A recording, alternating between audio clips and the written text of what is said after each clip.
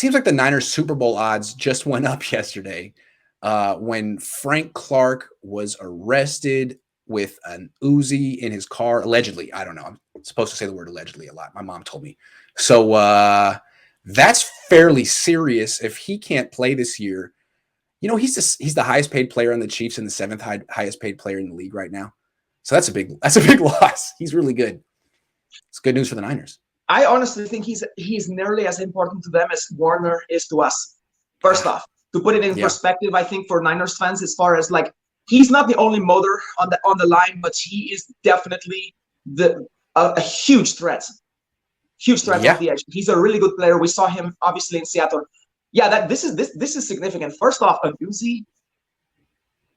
You don't have allegedly, but there is no defense to an alleged Uzi. If it's verified, that's what he had. That, for any of you who don't know, I'm sure you all do. That's an Israeli automatic assault weapon. Basically, it's like an automatic pistol. It's about this big in the box, if you will. They tend to have extended magazines, which he probably had, which are 50 rounds each. This is not used for household defense. Right. We'll leave it at that. It's also really cool, and I guarantee you he saw it in James Bond or something like that, Jason Bourne. And it's a very cliche kind of weapon for someone to have, and it's just a very immature decision by him, and it's reckless. Also, there's a story from him. It's not one that he's going to get deferred prosecution over, I don't think.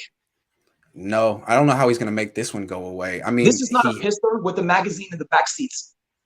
No, this is outrageous. And I don't know if you know, but there was a story about him at Michigan, a domestic violence story where he allegedly really, really beat up his girlfriend at the time. I think he was 21. So I don't know about this guy, but not good. I remember him interviewing him at the Super Bowl. He was there, and they do the whole media day, and he was sitting there answering questions about, like, he was the most normal person in the world. And it just shows you that media, we just don't know. They're professional. We ask questions. We have zero insight into their true character. I mean, I don't think he seemed normal. Actually, I actually liked him when he was on the Seahawks. I stopped liking him when he took the shot at D Ford. Do you remember that? That was childish. And once, if you're that much better than D Ford, you know what? He would have had, as a person, I love D Ford. What he did for Nick Bosa. See, D Ford's a guy who's not on the field, and we're frustrated, but he's a great guy. Frank Clark's a guy who is on the field and produces and is questionable in the very least. So that's, to be honest with you, that's when I realized this guy's a brat. It's very childish to take a shot like that at D Ford. Seriously. Yeah. So let's tie this into the. Oh, go ahead. No, go ahead. No, absolutely. Go ahead. So the bigger picture here is that the Chiefs aren't as dominant as they seem. Their entire juggernaut is built on some questionable characters who may not be around. If Frank Clark falls apart, what is their team? I mean, they don't have the defensive line they used to have. Their defense kind of falls apart. And as we saw in the Super Bowl, they're a couple injuries away on the offensive line from being pretty beatable. So it's a good year for the Niners to make a run. So they got Orlando Brown. True. That's huge. That takes care of Fisher, I would say, yes, or one of the guys that they lost. I love his style of play. I live here in Baltimore. I've seen a lot of Orlando Brown. Gutted them to lose him. So offensive line, they better have drafted someone who can be a depth piece or brought someone in. I think they're the Buffalo Bills without Frank Clark. I think they're going to be pesky. I think it's Mahomes. Mahomes, like Brady, as long as he is inspired and has the ball in his hands, and he has Andy Reid calling plays. Yes. See, this is where Andy Reid, I think, will be the crutch for the Frank Clark loss. And Chiefs, you better get ready for that. Yeah, you guys better score 30 points a game at least. Exactly. So what team, before we finish this up, what team would you say is the strongest team in the league right now? I have a thought. I do like the Buccaneers. The Buccaneers, yes. Yeah, that's a good call. That's a good call. First off, Tom Brady has become this philanthropist to the rest of his team. He's out there saying, I'll take less money. Aaron Rodgers is up saying, I want more guaranteed, more contract. You've got Lamar Jackson, who's going to be due. You've got Mahomes, who that contract really begins to kick in.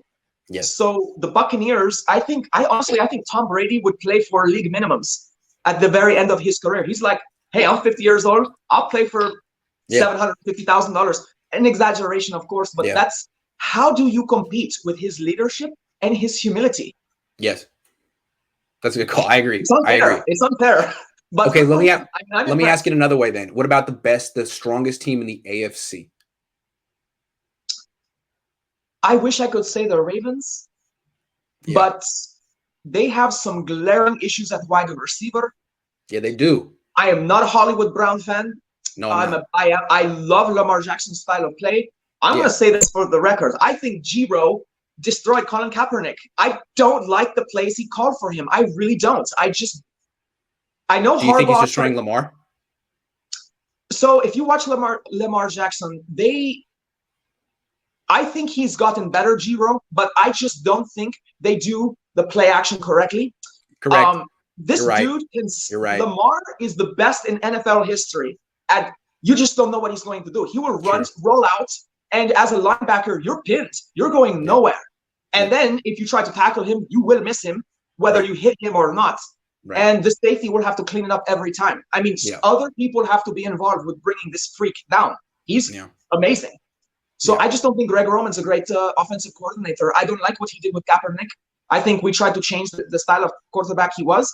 And as long as Giro is trying to do that with Lamar, and I heard it in their local press, they want him, Harbaugh, he said it, that we want to work on his pocket passing.